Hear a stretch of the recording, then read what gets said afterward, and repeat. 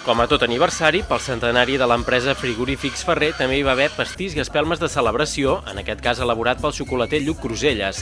Era el moment central de la celebració diumenge en una festa multitudinària, amb 900 persones a la zona esportiva de Vic, principalment treballadors i familiars dels 4 centres que la companyia té a Vic, Barcelona, Madrid i València. L'origen de tot plegat és l'obertura l'any 1924 d'una peixateria al carrer de la Ramada de Vic. Des de llavors, cada generació de la família ha fet una aportació en el creixement.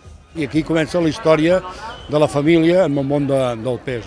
A cap dels anys vam començar a vendre amb els restaurants del voltant de Vic, més tard vam començar una ruta cap a Barcelona i així va agafar el meu pare la segona generació, ell va posar un magatzem, també anar creixent, després vam venir la tercera generació i hem continuat anar creixent, posant delegacions i millorant les instal·lacions. I d'aquella peixateria familiar, amb el pas del temps, s'han convertit en una empresa amb més de 500 treballadors amb una facturació de 147 milions d'euros que la fan capdavantera en el seu sector a Catalunya i també a la resta de l'Estat.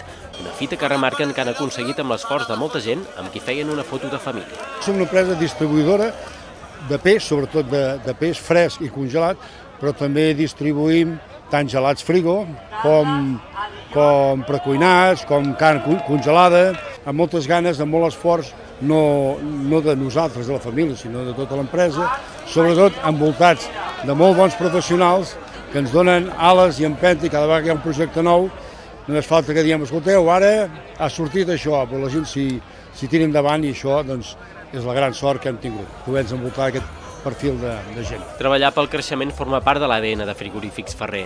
Les instal·lacions se'ls han fet petites i ja treballen en un projecte a 10 anys vista. Es tracta de créixer aquí, evidentment, no podem parar de créixer aquí a Catalunya, però també on tenim molt a fer és, per exemple, a Madrid. A Madrid, clar, fa pocs anys que hi som, tenim unes possibilitats molt grans de poder créixer, aquí a Catalunya ja no tant, a València també. O sigui, a curt plaç tenim la possibilitat de créixer i és on enfocarem el foco de creixement.